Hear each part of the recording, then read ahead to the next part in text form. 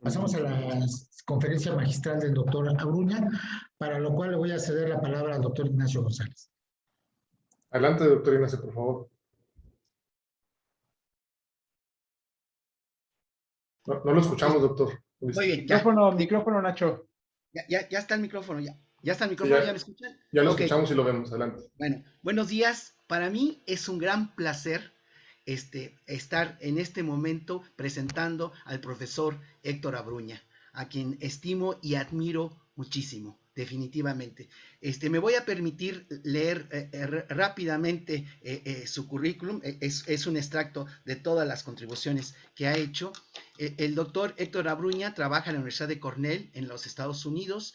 El grupo del doctor Abruña lleva a cabo una investigación innovadora e interdisciplinaria que se refiere o que ataca los problemas de interés electroquímico, desde estudios fundamentales de baterías y celdas de combustible hasta la electrónica molecular. Su grupo emplea técnicas electroquímicas estándar, además de métodos de rayos X, microscopías de barrido como el STM y el SSM, el NMR, la fabricación a nanoescala, la microscopía electrónica, el SEM y el TEM, el DEMS, y una variedad de técnicas espectroscópicas como el UV visible y R-Raman. El grupo del doctor Abruña, ¿sí?, también ha sintetizado nuevas estructuras y sobre todo complejos, yo diría, diseñados como un sastre, ¿sí?, que son muy bonitos lo que ha hecho este grupo, y también para baterías, también para baterías y sobre todo para baterías orgánicas, ¿sí?, dirigiendo el descubrimiento de nuevas químicas y de nuevas propiedades electroquímicas de estos materiales para las aplicaciones en baterías y en celdas de combustible. El profesor Abruña fue seleccionado como como uno de los investigadores más citados en 2020, y también tuvo el premio de la ACS, de la American Chemical Society 2021, y recibió también el premio de Elsevier en la sección de electroquímica experimental en 2020. Lo que tengo que citar es que durante varios años él fue editor del Journal American Chemical Society, que patenta, yo digo, y que sustenta el gran químico que es el profesor Abruña y con el que ha abordado la ciencia electroquímica. Le dejo la palabra al profesor Abruña, por favor, ¿sí? Muchas gracias, Nacho. Está claro que el chequecito que te mandé para pagar funcionó. Antes que nada, ¿me escuchan bien? Sí, bastante bien. Ok, pues déjame compartir mi pantalla y comenzamos. ¿Ven mi pantalla? Sí, bastante bien. Nada más ponla en forma de presentación para que... Sí, ahí estamos. ¿Me ven claro y prístino? Claro y prístino. Ok, Sí. estamos. Pues antes que nada, agradecer la invitación a este congreso. Me hubiese gustado que hubiese sido en persona, pero sí, como el COVID es el que manda y desmanda, pues aquí estamos. Pues es un verdadero placer estar aquí y dar una plática en español, que no es muy común, aunque tengo que admitir que posiblemente se me hace más difícil en español que en inglés, porque la mayoría de las charlas que doy son en inglés, pero a ver cómo va la cosa. La idea es darle una idea del tipo de trabajo que hacemos aquí en Cornell hace ya bastantes años.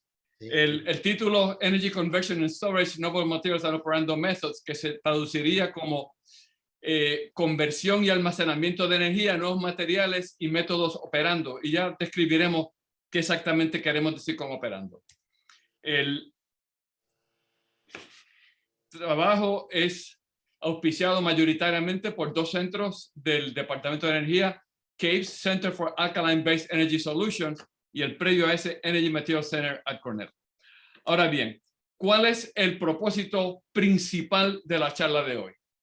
Que no le quepa ninguna duda que el objetivo es que no se me duerman, porque si se me duermen entonces no comunicamos y no es el punto de estar aquí. En ese contexto, la idea de hoy es un poquito de introducción. Todo el texto está en inglés, pero los números están en español. La motivación para estudios operando. Vamos a hablar en particular sobre la reducción de oxígeno en variedad de, digamos, estructuras y materiales, al igual que análisis de MEAs, de Membrane Electrode Assembly, es decir, pilas de combustible, y luego hablar de almacenamiento con énfasis en baterías de litio-azufre, litio-selenio, estudios de difracción, tomografía, espectroscopía y Raman confocal para mirar dinámica, al igual que el crecimiento del litio en tiempo real, como dijo Nacho, orgánicos para baterías y al final, como diríamos, pontificando un poquito sobre direcciones futuras.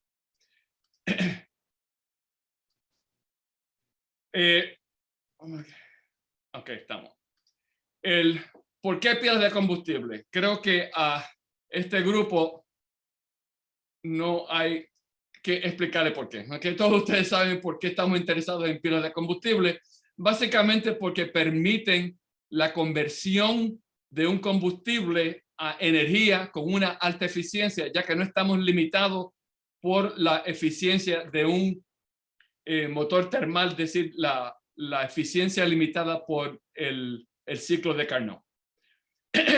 Esto es una idea de una pila de combustible, oxidamos hidrógeno, reducimos oxígeno, fantásticamente bueno. La idea es cómo hacemos esto funcionar mejor.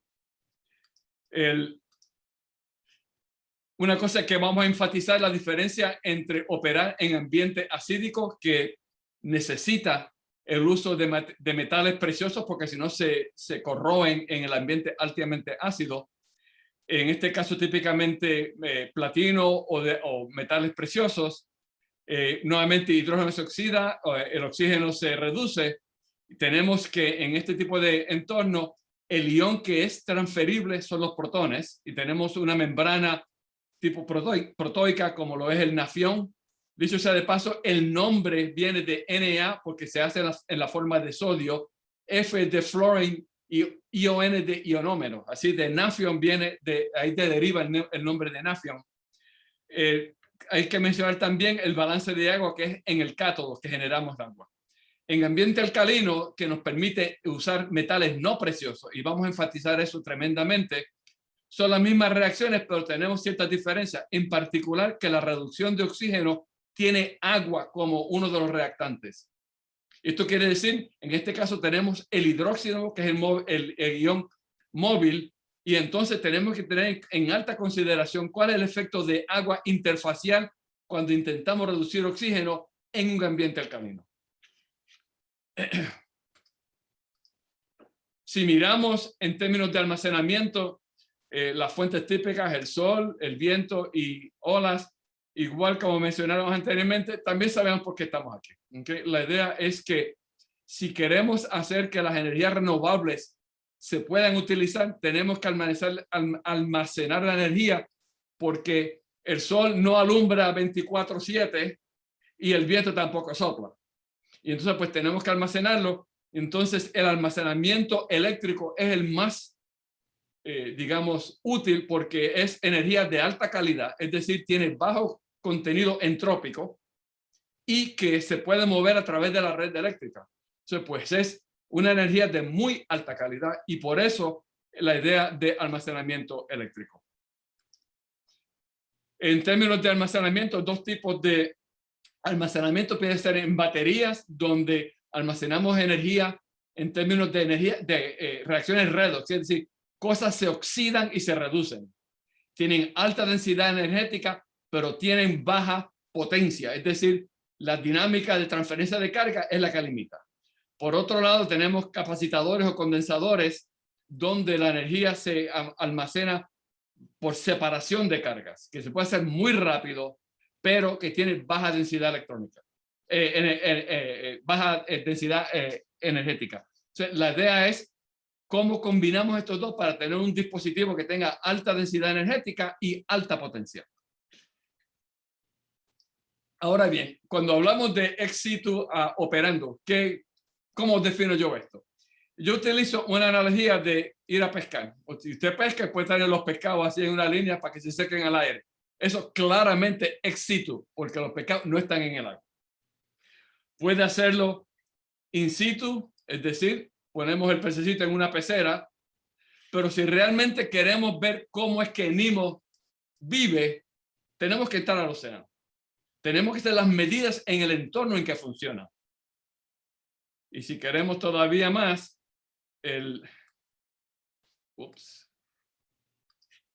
esto viene del acuario en Atlanta. Aquí tenemos a Nemo en vida real.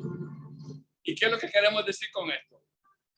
La idea es que si usted tiene un dispositivo, digamos, una batería de ion litio, usted no puede pretender que la va a abrir. Y esto casi lo puede ya leer en la parte experimental.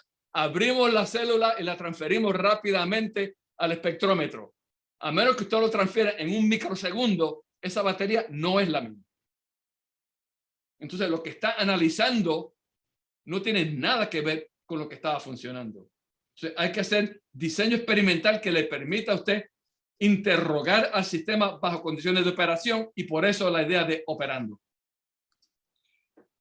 Esto es como coleccionando estampillas. Vamos a hablar un poquito de sistemas core shell, orden, desorden. Esto es en medio ácido. Vamos entonces a ambiente alcalino, el uso de rayos X y sistemas de pilas de combustible. Entonces vamos a baterías de litio azufre, litio selenio, crecimiento de litio y al final sistemas orgánicos. Antes que nada, esto viene del curso que yo doy en electroquímica, donde me refiero a la reacción de reducción de oxígeno como el castigo colectivo de Dios a la electroquímica.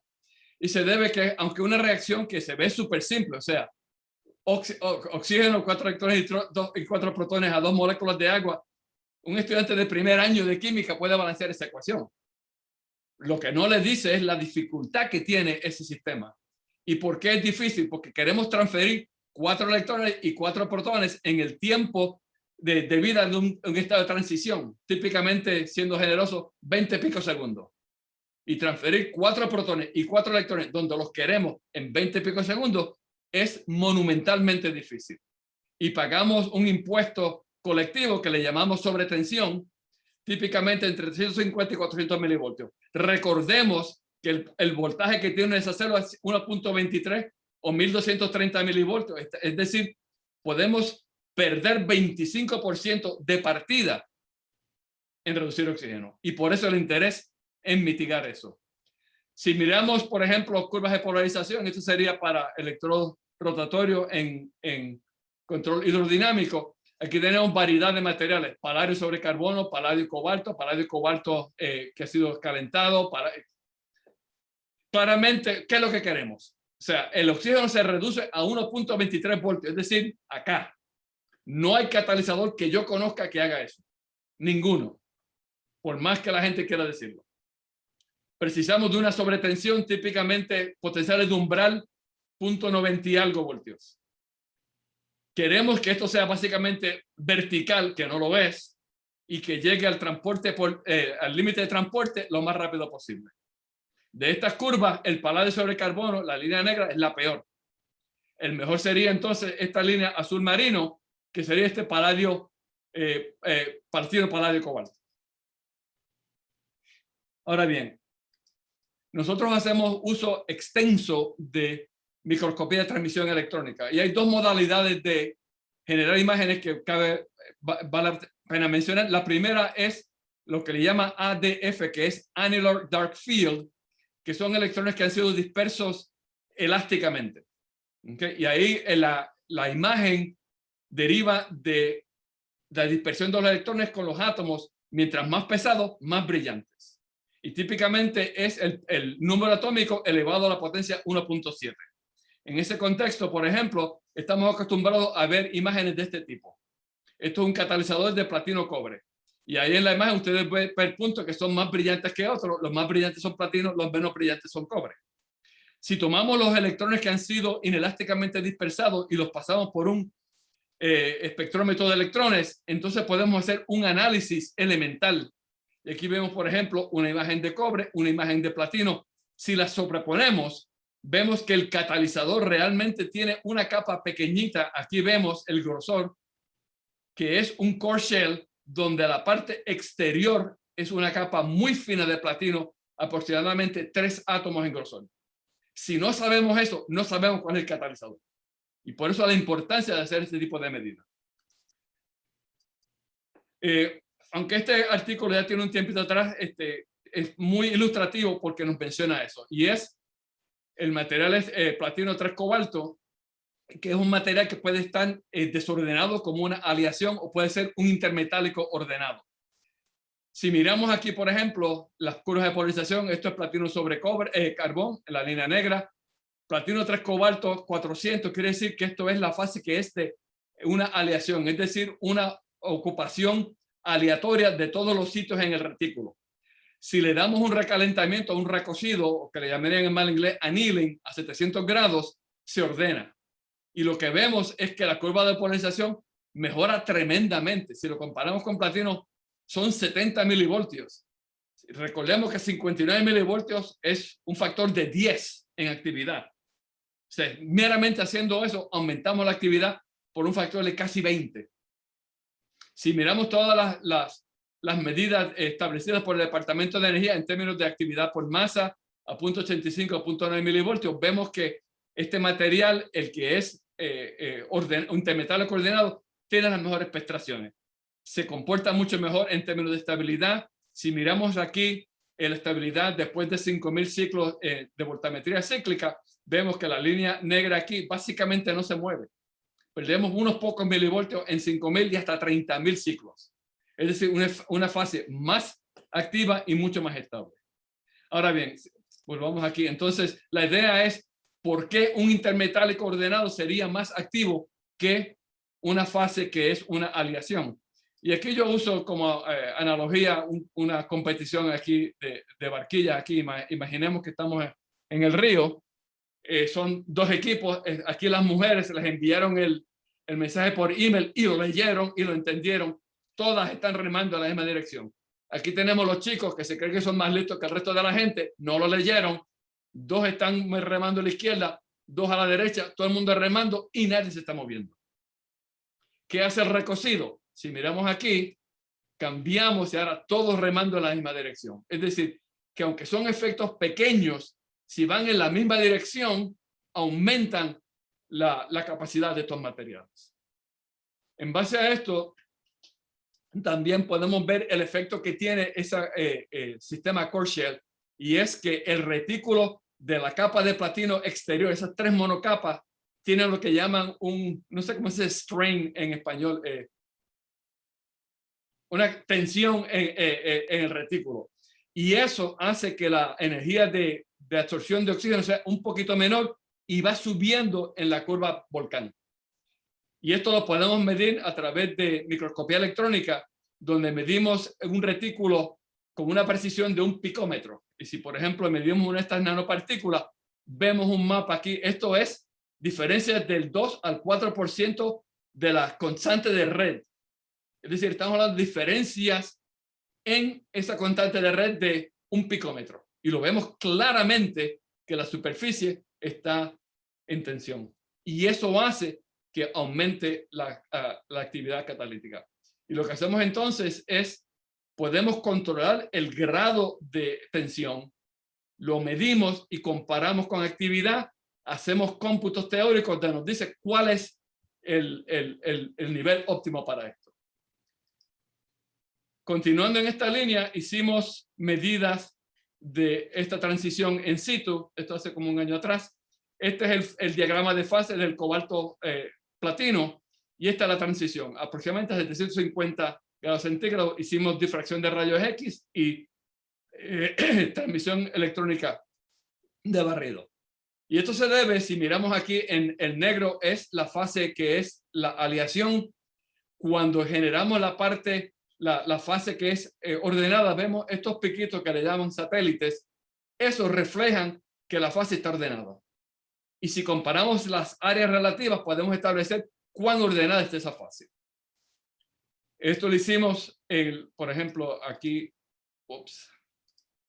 Aquí. Entonces, eso lo hicimos mirando la difracción a diferentes temperaturas. Vemos aquí la fase que es la aleación.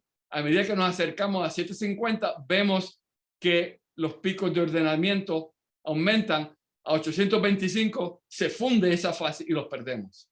Entonces, podemos ver el porcentaje de fase ordenada con temperatura y vemos que llega a un máximo, el máximo teórico es 33%, llegamos básicamente a ese máximo a 750, que es la temperatura de transición. Hay que notar también que las partículas aumentan un poco en tamaño porque a esas temperaturas pueden haber, bien sea coalescencia, aumenta un poco el tamaño, pero se mantiene suficiente a un tamaño, mientras sean menores de 6 nanómetros, es más que útil en pilas de combustible. También hacemos medidas en microscopía de transmisión. Aquí vemos cómo se mueven esas partículas como función de tiempo a 750 grados. A la derecha tenemos lo que aquí dice segmentación. Y esto lo que es, le ponemos como un circulito a través de alrededor de cada partícula. Determinamos el centro de masa y vemos cómo eso se mueve. Y utilizamos eso como medida del tamaño y cómo se mueve. Y aquí en estos perfiles abajo vemos cómo va cambiando el diámetro equivalente como función de temperatura y cómo cambia el diámetro y también el área específica. Empieza alta, cualquier medida mayor de 50 metros cuadrados por gramo es más que suficiente. Aquí tenemos, por ejemplo, esto es realidad, esto no es Disney.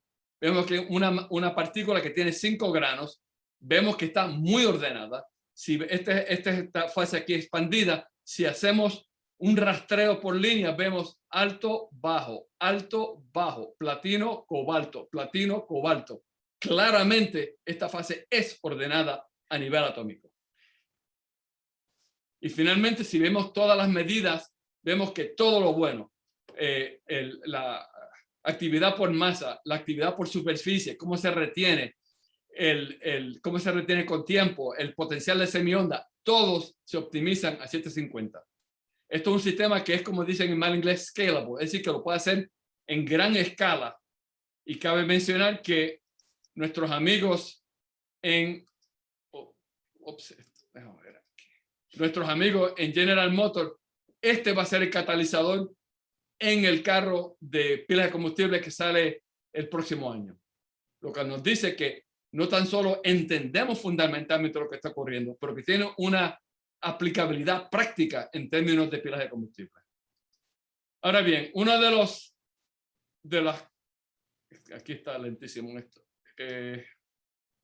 Ok, está.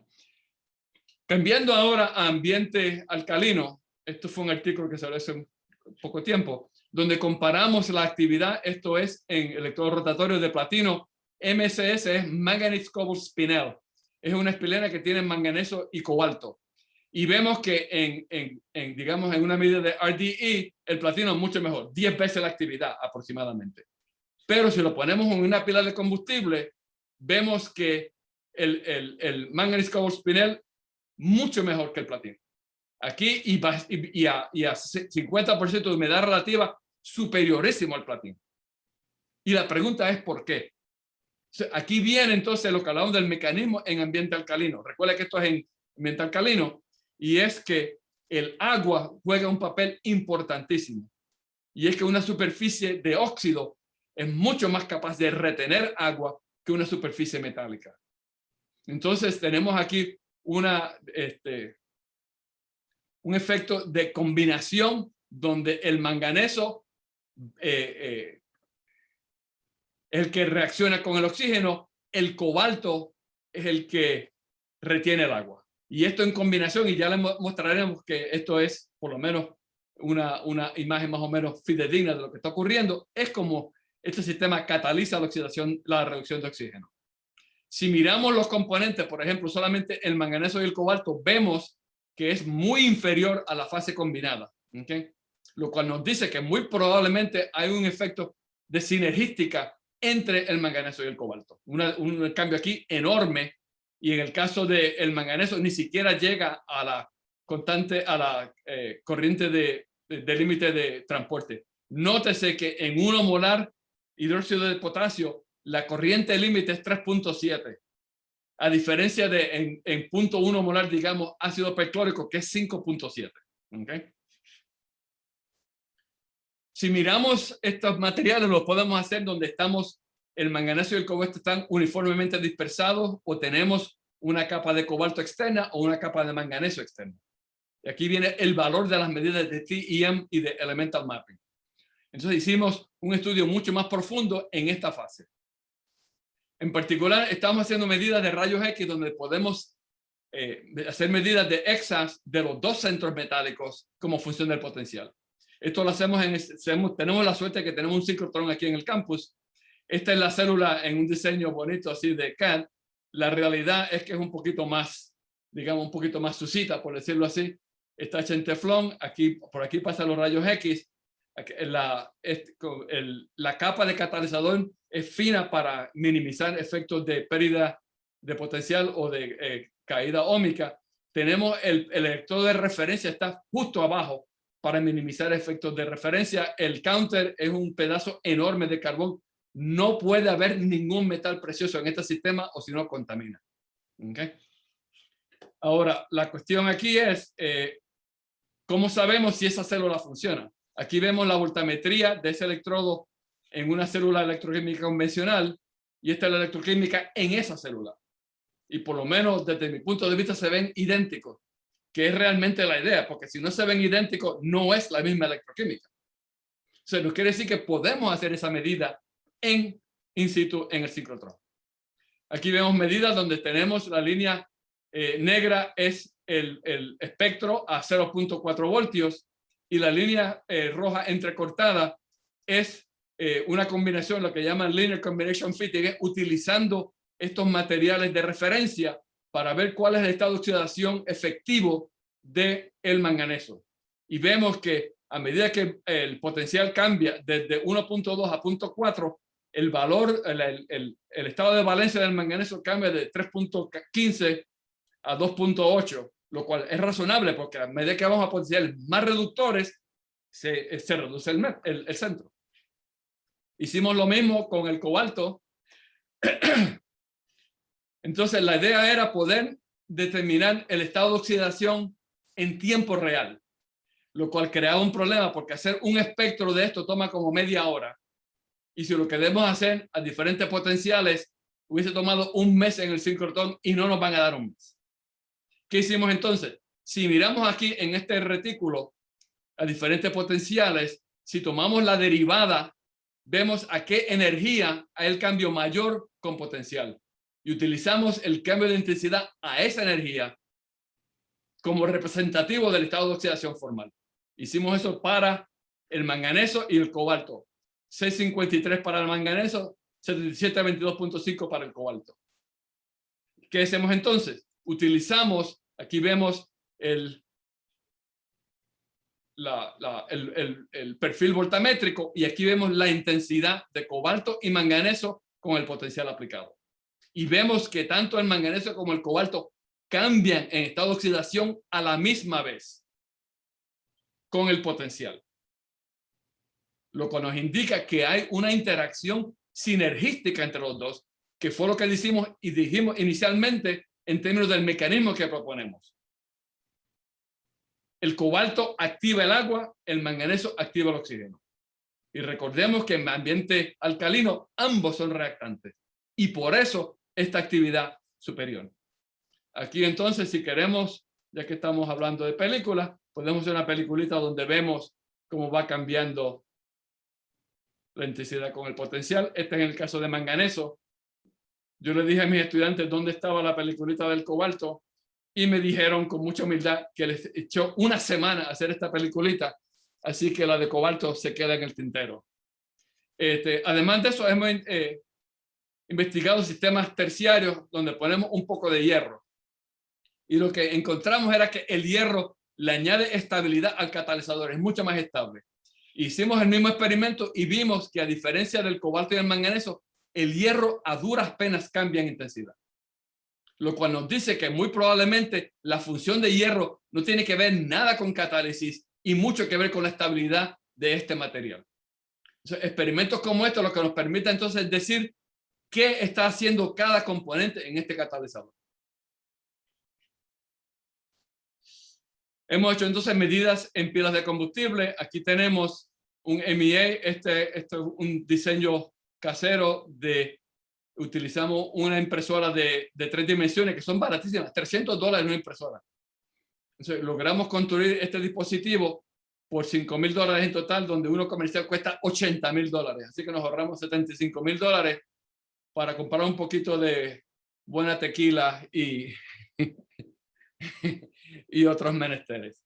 Haciendo medidas de este tipo, utilizando el espinel como cátodo y platino rutenio como ánodo, conseguimos una densidad de potencia de 1.2 vatios por centímetro cuadrado, que es el récord hasta el momento en sistemas donde el catalizador de reducción de oxígeno no es un metal precioso.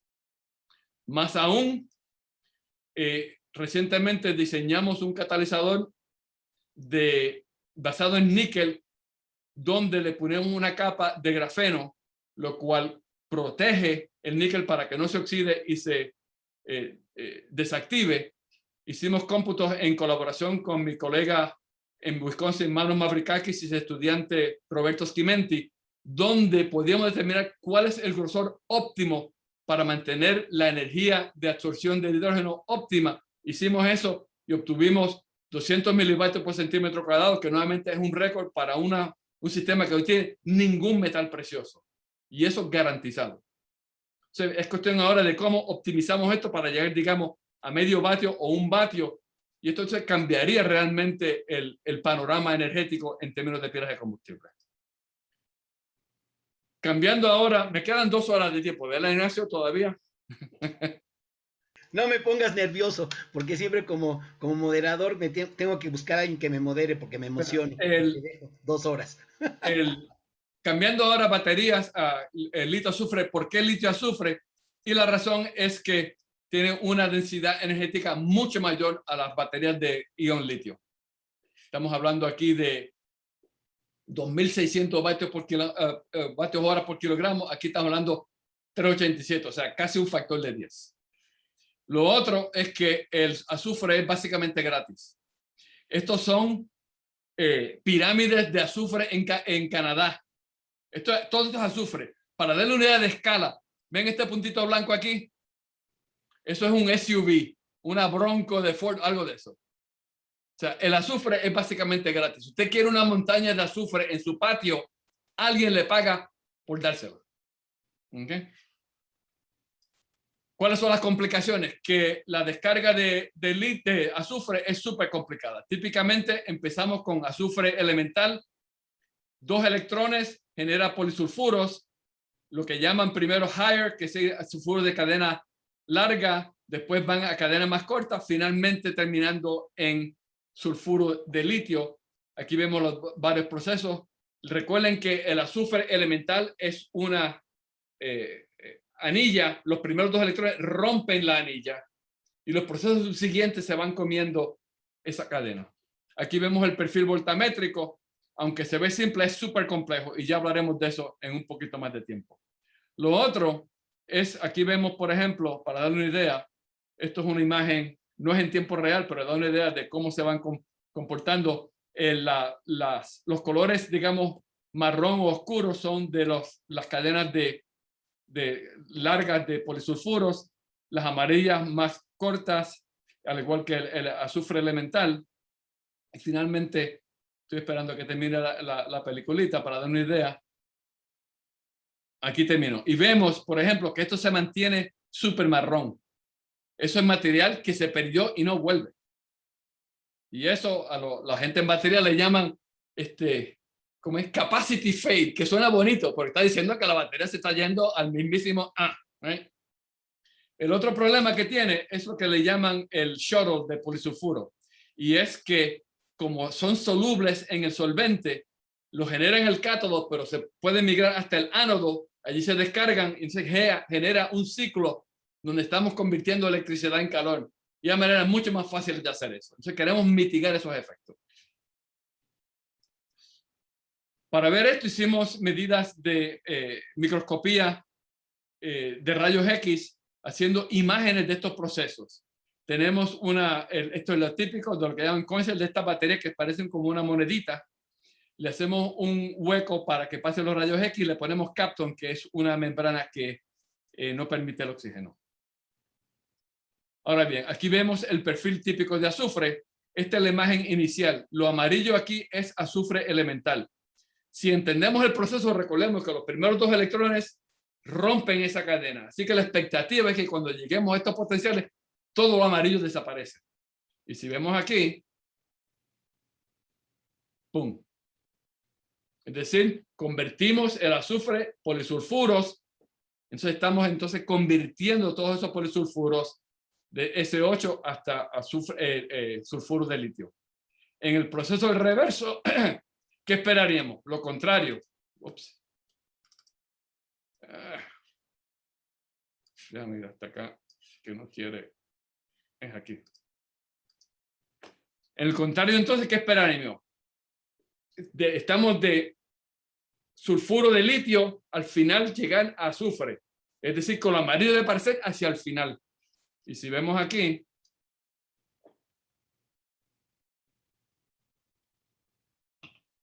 esto es en tiempo real, dicho sea de paso. Y como acto de magia, ¡pah! Vienen, ¿ok? Después que lo hacemos una vez, si lo hacemos repetidas veces, vemos que el azufre se nuclea en los mismos lugares, el electrodo es de carbono, y vemos que en aquellos lugares donde tienen más densidad de grupos de oxígeno, se comportan como sitios de nucleación que ayudan a este proceso. Hemos hecho medidas a diferentes densidades de corriente y lo que vemos es que los depósitos cambian tremendamente. A mayor densidad de corriente, más uniforme el depósito. Si vamos aquí, vemos desde 0.5 a 0.05, vemos aquí unos núcleos enormes, que decir que una deposición no homogénea. Lo cual nos dice que si queremos aumentar o mejorar el rendimiento, es mucho mejor operar a alta densidad de corriente, que es contrario a lo que uno esperaría. Pero si lo miramos desde el punto de vista de generación de centros de nucleación, sabemos que a alta densidad de corriente generamos más núcleos.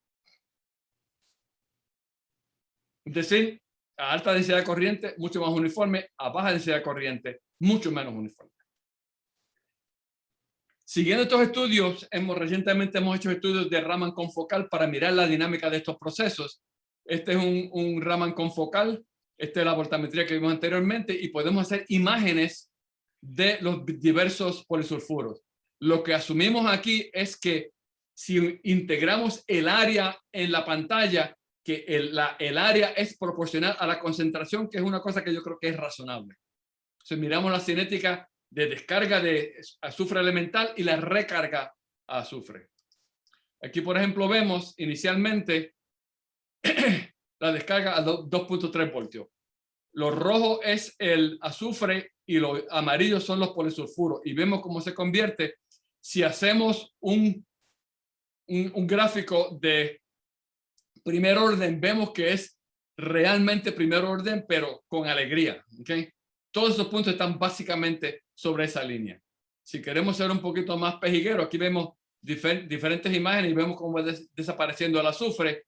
Esta es la gráfica que mencionamos anteriormente. Si hacemos un plot de segundo o tercer orden, vemos que de ninguna manera se comporta así. Es decir, es una reacción de primer orden donde la constante es a 2.3 voltios, 1.02 por 10 a la menos 4 por segundo. Si lo hacemos a un potencial 2.2, es decir, con una mayor sobretensión, vemos que nuevamente es lineal y el proceso es más rápido porque estamos aplicando un potencial que acelera esa reacción. Nuevamente, si vamos a 2 voltios, aún más rápido. Sin embargo, aquí tenemos que tener en consideración que también, o sea, aquí lo que hicimos es empezamos con una mezcla sintética de este polisulfuro y miramos su reducción. El problema inicial que tenemos con el azufre es que es un aislante total, mientras que estos materiales son mucho más conductores. Entonces, tenemos que separar la contribución del efecto de resistencia del efecto de transferencia de carga. Y aquí vemos que es mucho más rápido. si volvemos hacia cómo se comportan estos procesos, podemos utilizar modelos de nucleación, el de Buick-Fleischmann-Thirsk, que es un modelo de nucleación en 2 dimensiones. Aquí vemos cómo de 2 dimensiones, P es de progresivo y I es de instantáneo, o el modelo de Sherifker con Hills, que es de 3 dimensiones, nuevamente instantáneo o progresivo. Y hacemos unos ajustes y vemos, por ejemplo, que a 2 voltios el comportamiento es de 3 dimensiones instantáneo. A 2.5 voltios vemos que es claramente en 2 dimensiones instantáneo, a 2.1 voltios en 2 dimensiones progresivo. Es decir, podemos establecer cómo es la dinámica de nucleación mirando el comportamiento. Recordemos que cuando tenemos nucleación vemos un pico en la respuesta, y aquí básicamente es normalizado, la corriente normalizada al pico y el tiempo normalizado al pico. Y vemos que claramente podemos diferenciar entre estos diversos procesos. Si finalmente vamos a la regeneración del azufre, vemos que es un poquito más rápido que de ir de azufre a los polisulfuros, y nuevamente se debe a que los polisulfuros son más conductores, pero que es del mismo orden que vimos anteriormente y nuevamente el primer orden. Es decir, estamos ahora entendiendo estos procesos a un nivel molecular de reactividad interfacial. Ahora bien, más recientemente hemos mirado litio-selenio. El litio-selenio es atractivo porque el selenio, aunque tiene menos capacidad que el azufre, es conductor. Entonces podemos tener sistemas que son mucho más fácil recargables y no necesitamos añadirle carbono para conducir. O sea, podemos tener mucha más porcentaje de selenio. Estos materiales, aquí vemos la generación de selenio, son imágenes preciosas. Y si vemos, nos recuerda a mi amigo Van Gogh en su pintura famosa. Estos parecen núcleos de selenio. Si miramos espectroscópicamente, estos son medidas de rayos X, vemos que a diferentes potenciales vemos la presencia de un isosbéstico, lo que quiere decir que es una conversión simple de selenio a poliselenios prístina, 2 estados. Si vemos aquí y vemos cómo va cambiando, oxidando, generando, y regeneramos el selenio. Aquí vemos nuevamente descarga y descarga.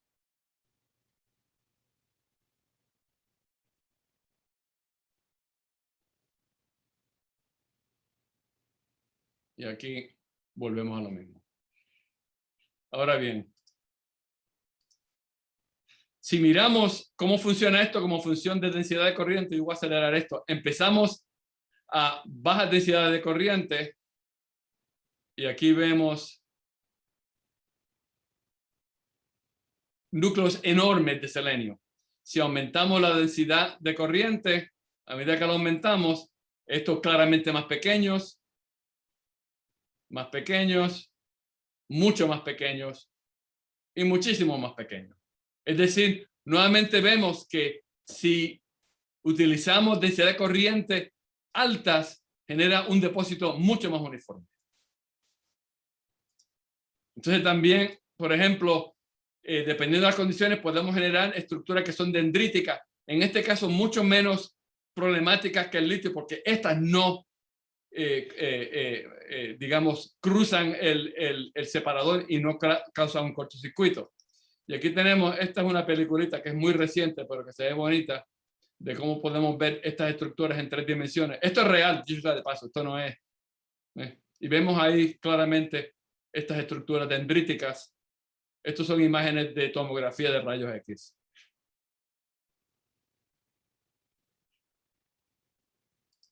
Ahora bien, tanto el selenio como el azufre están predicados en tener un ánodo de alta capacidad que es litio metálico. Sin embargo, el litio metálico sí es problemático. Y por ejemplo, increíble lo que usted puede encontrar en la red. Esto es como, imagínense, esto es generar dendritas de manera deliberada y vemos que la reacción es brutal. ¿Okay? Como digo aquí, no intente esto en su casa. ¿Okay? Entonces, pues decidimos mirar con más detenimiento el proceso de deposición de litio metálico. Y lo utilizamos con rayos X. La ventaja que tiene es que podemos cuantificar, aquí lo amarillo es litio, integrando el área podemos ver las curvas de crecimiento, lo podemos ver a través de un separador porque los rayos X son penetrantes. Entonces, pues vemos, esto es el crecimiento del litio en tiempo real. Un detalle experimental importante, lo vemos aquí, y es que tenemos estas pestañas de acero donde colocamos el litio ahí para poder definir cuál es el área de litio y saber cuál es la densidad de corriente. Si miramos, por ejemplo, a diferentes densidades de corriente, 0.5 o 1 o 10 miliamperios, graficamos aquí la data a carga constante, es decir, con el mismo depósito de litio. Y lo que vemos es que a baja densidad de corriente vemos unos depósitos muy gruesos. A medida que aumentamos la densidad de corriente, mucho más uniforme. Nuevamente la misma idea que a mayor densidad, mayor nucleación, más uniforme el crecimiento. Si miramos los efectos de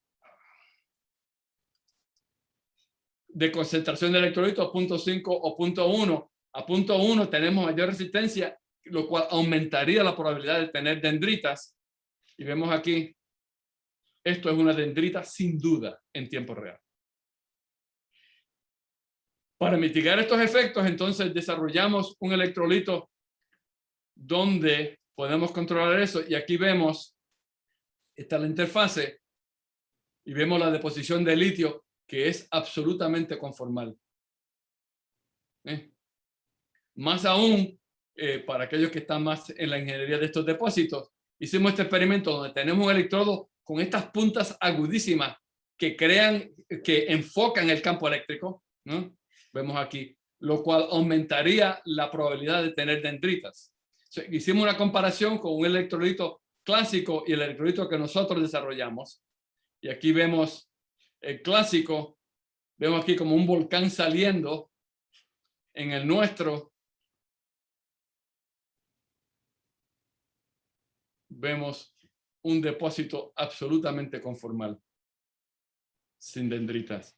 Más aún, controlando estos procesos, tenemos depósitos que se ven absolutamente planos.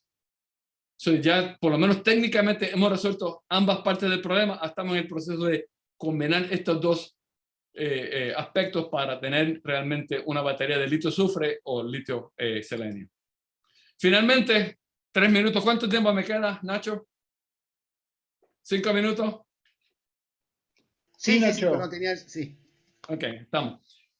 Y la idea es por qué sistemas orgánicos son increíblemente de bajo costo. Estamos hablando de carbono, nitrógeno, oxígeno y azufre. No importa la medida que usted use, son baratos. Son de bajo peso, es decir, que tienen alta capacidad gravimétrica. Sin embargo, tienen baja densidad, así que la capacidad volumétrica va a ser baja. Y eso no hay manera de salirse de eso. Son diversos porque hay muchas maneras de hacer eso. Se pueden sintonizar a través de la estructura electrónica y puede tener muy alta potencia. Y aquí comparamos, por ejemplo, el uso de sistemas de óxidos de metales, que es lo típico en baterías, donde el proceso de intercalación a través de esas películas es lo que limita. Aquí lo que tenemos que hacer tenemos un sistema que es isotrópico. Lo que tenemos que hacer es cómo compensamos las cargas, que puede ser mucho más rápido. En ese contexto, aquí comparamos, por ejemplo, uno de nuestros polímeros con el sistema comercial, el lithium iron phosphate, y vemos que cuando estamos a 15 amperios por gramo, aquí básicamente el 50 es el carbono que tiene esto disperso. Ahí el material en sí está conteniendo muy poco. Y aquí nuestro material como un campeón, pierde el 5%. ¿Cómo hacemos eso? Aquí entonces, podemos hacer sistemas que son de tipo N, es decir, por reducción, o de tipo P, donde es por oxidación. Hemos enfatizado el de tipo P porque son básicamente cátodos para poder utilizarlas como cátodos en baterías. Aquí estamos, o sea, lo típico, ¿cuáles son los parámetros de diseño? Si miramos la definición de capacidad, que es miliamperios por gramo, si hace el análisis dimensional, es electrones por gramo. Si queremos bajo peso molecular, estabilidad, si son sistemas orgánicos, ¿cuáles son estables? Sistemas de anillas de 5 o 6 átomos. ¿Cuál es la electroquímica? Típicamente en los heteroátomos. Nitrógeno, oxígeno, azufre, con estructuras aromáticas, y esos son los diseños. Y aquí vemos que no nos sorprende ese tipo de estructura. Y por ejemplo, si miramos esta polifenacina, capacidad teórica de 210 mAh por gramo. Para darle una idea, la batería en su teléfono celular, como dicen en Malagueño, on a good day, 150. Y aquí vemos, por ejemplo, esto sería 150, pero es un sistema que está entrecruzado. Aquí el problema es que cuando hace la electroquímica, las fases son solubles y se pierde capacidad. Sí. En este caso, se pierde menos capacidad, aunque tiene menos capacidad porque tiene ahora la parte de la estructura que no es activa. So, lo que hicimos fue comparar controlando el porcentaje de agentes entrecruzantes. Estoy haciendo una traducción aquí, que no hablo esto en español, estoy haciendo la traducción en inglés, así en el momento, de 0, 10, 50 y 100%. Es decir, si hacemos estas estructuras entrecruzadas aquí por estos bromuros que son activos, generamos especies que no son solubles. Y hacemos esto, por ejemplo, tenemos este sistema que capacidad teórica es de 200, aquí 180, pero si miramos el comportamiento, esto es típico en estas baterías de moneditas, donde tenemos, esto es en acero inoxidable, aquí colocamos el material activo, separador. Típicos disolventes son carbonatos, ethylene carbonate o diethyl carbonate, con hexafluorofosfato de litio en esta mezcla de disolventes. Y aquí vemos las curvas de capacidad, 500 ciclos, y vemos que se pierde muy poca capacidad, y estamos hablando 175 o mayor. Aquí estamos hablando de 225 miliamperios por gramo, sistema completamente orgánico. No hay material inorgánico que haga eso, ninguno. Más aún si vemos cómo se comporta a alta densidad de carga y descarga. Aquí estamos en el C. Recuerde que un C es carga y descarga en 1 hora. 60 C es carga y descarga en 1 minuto. Perdemos algo de capacidad, pero si lo comparamos a un sistema de óxido metálico, esto es 20 C. Básicamente perdemos toda la capacidad. A 20 C aquí todavía tenemos más de 200 miliamperios por gramo. Para mí esto es una manera dramática de cambiar digamos, las perspectivas de almacenamiento eléctrico utilizando sistemas orgánicos. Ya tenemos que concluir este. Sí, estoy terminando. Aquí las diferentes curvas de capacidad. Entonces, las conclusiones de si queremos mejorar, necesitamos mejores materiales, los sistemas orgánicos, el uso de sistemas operando y integrar, son efectos integrados. Finalmente, la gente que realmente hace el trabajo en términos de litro de azufre, Jisoo, Songho, Na, orgánico Cara, en pilas de combustible Hongsen, y Yao y Andrés, diferentes. Esto es una visión más. Xuanyang hizo las medidas de Raman con focal. Esto es lo más reciente, mis colaboradores en China y aquí en Estados Unidos. Y aquí, esto es lo último en la avenida en términos de ropa. Mis colegas en este centro y el próximo, aquellos que pagaron las cuentas, particularmente el Departamento de Energía. Yo soy de Puerto Rico, sin embargo, es donde yo vivo. Finalmente, gracias a la invitación y con eso concluimos. Y gracias a Nacho por su intervención. Muchas gracias. Al contrario, para nosotros es un placer ver esta y muchos de las personas que están mandando sus comentarios te agradecen por la excelente charla y además por dicen que hace mucho que no veían una plática de esta calidad y eso motiva el trabajo de esto, ¿sí? Es que yo miento con una tranquilidad y una naturalidad. Claro, totalmente, pero lo que hay que decir es que, y tengo que ser como testigo, hace como 15 años Héctor Abruña vino a México de una conferencia ¿sí? En México, sobre lo que estaba desarrollando en los métodos inoperando, ¿sí? Que él es uno de los precursores de este asunto. Y como dices tú, platicando, has hecho esto por toda la experiencia que tienes en in situ y en operando con todas las técnicas. Voy a leer algunas preguntitas, espero que me dé tiempo. Dice el doctor Fernando Rivera del CIDETEC, dice, impresionante su charla, doctora Abruña. Gracias por compartir sus experiencias. En su opinión, ¿considera que otros sistemas de alta densidad energética, diferentes a los que mencionó, como las baterías de litio-aire, un tipo de batería metal-aire, pueden ser técnica y económicamente viables a mediano plazo?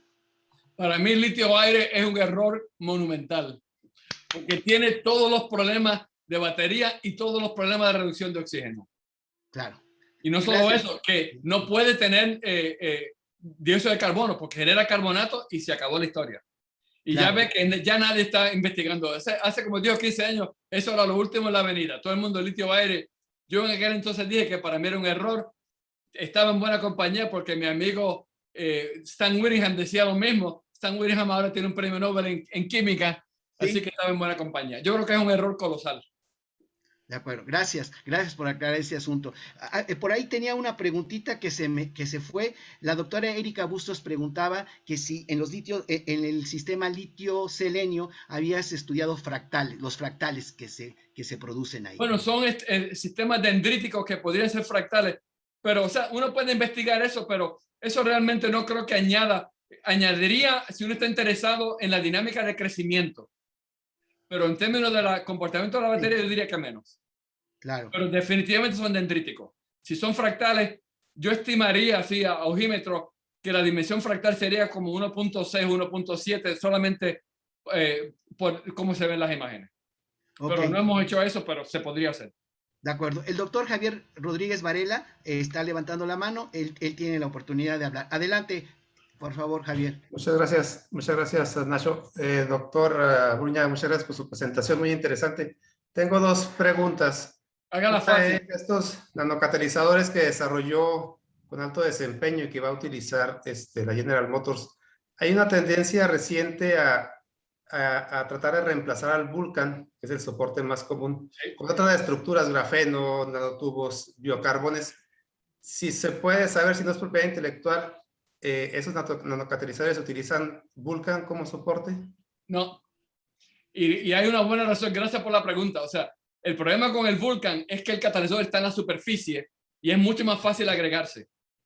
Y entonces, a medida a potenciales positivos, la movilidad del platino es alta. Y entonces hay covalescencia, pierde área específica y el rendimiento baja. Lo que estamos haciendo en este caso es utilizar High Surface Carbon, el Ketchup Black, que es una estructura más porosa y el platino está entonces en esos huecos. En los poros. Exactamente. Y entonces lo que hacemos es para mitigar la pérdida, digamos, en transporte de masa, hacemos que el loading, ¿cómo se dice? La carga mucho más alta, es 60%. Las películas son muy finas, entonces no afecta el transporte de masa. No hay aglomeración tampoco. Y tenemos imágenes de TEM donde vemos el platino en la superficie o en los poros. Gracias. Otra así muy rápida, en esos nanocatalizadores de cobalto, manganeso, hierro, demostró que el hierro contribuye básicamente a la estabilidad electroquímica, no tanto a la estabilidad, digamos, mecánica. Mecánica. Pero hay, por ejemplo, propuestas de biocarbones dopados con hierro o estructuras de carbón dopados con hierro donde se argumenta que el hierro contribuye a la actividad electroquímica. Sí, pero es diferente. Eso es similar, digamos, a una porfirina de hierro, donde tiene nitrógeno dopado en el grafeno y la forma activa es como si fuese una porfirina, completamente diferente. Esto es un sistema, esto es un óxido metálico sólido, no es un complejo de transición, lo que sería el caso del hierro que es básicamente grafeno dopado con nitrógeno. Y entonces tiene un entorno de 4 nitrógenos alrededor del hierro y es como si fuese una porfirina como el hemo en la sangre, muy similar. Ok. Sería todo. Muchas gracias, doctor. Bien. Gracias, Nacho. Gracias. Estamos sobre el tiempo, pero José Ángel, ¿podemos darle la palabra tantito a Bernardo? Rápido, Bernardo. Sí, una última pregunta. Una pregunta. Adelante, Bernardo. Sí. Gracias, Héctor. Muchísimas gracias por la plática excelente, como siempre, muy motivadora sobre todo. Yo tengo una plática sobre los orgánicos, que fue muy rápido por la parte final, pero a tu punto de vista, ¿ya habrá suficiente madurez en tecnología en orgánicos para aplicaciones ya reales, industriales, o todavía falta mucho tiempo para poder ver algún dispositivo ya real basado en esta tecnología? Como dicen en mi tierra, le vendo el chisme al costo. Y es que este trabajo está subvencionado por Mercedes-Benz. No, no más. Sí, exactamente. Muchísimas gracias. Gracias. Lástima, por eso no me gusta ser chairman, porque no puedo preguntar, ya se me pasó el tiempo. Nada más, ¿qué usas como aglomerante cuando estás trabajando la cinética de los polisulfuros? Utilizamos, básicamente es azufre sobre el retículo del current collector. No hay, y solvente, no hay, Okay. no se añade nada más. Gracias. Y tengo muchas más, pero Porque luego... si no, afectaría entonces la distribución de polisulfuro. Voilà, exacto. Bueno, perdón, ya, nada más. Entonces, me permiten compartir pantalla. Lo que quiero hacer es mostrarte el reconocimiento que te vamos a mandar por correo electrónico, ¿sí? ¿Ya ven mi pantalla? Sí, la Ya, veo doctor. claramente, Okay. sí. Exactamente, sí. Entonces, en nombre del 36 Congreso Nacional de la Sociedad Mexicana de Electroquímica 2021 y del 14th Meeting of the Mexican Section of the Electrochemical Society, te otorga el reconocimiento al doctor Héctor Abruña por su participación con la conferencia magistral titulada Energy Conversion and Storage, Novel Materials and Operando Methods, que se fue celebrada en vía electrónica y firman el doctor Bernardo Fontana Uribe, que es el presidente ejecutivo del ESMEC, y el doctor José Acer Cabral Miramontes, que es el vicepresidente del Comité Ejecutivo Nacional. Héctor, muchísimas gracias por compartir con esa emoción. No nos dormiste, al contrario, nos motivaste para seguir haciendo investigación de alto nivel. Gracias, Héctor. Les agradezco un montón. A ver si la próxima vez nos vemos allá en México y nos comemos una buena carnita, unos buenos nopalitos y una buena tequila. Exacto, y nos vamos a dar una vueltecita al bazar del sábado, ¿te acuerdas? Exactamente, al mercado de artesanía. Muy bien. Claro que sí. Que tengas muy buena tarde. Hasta luego. Gracias. Adiós. Muchas gracias.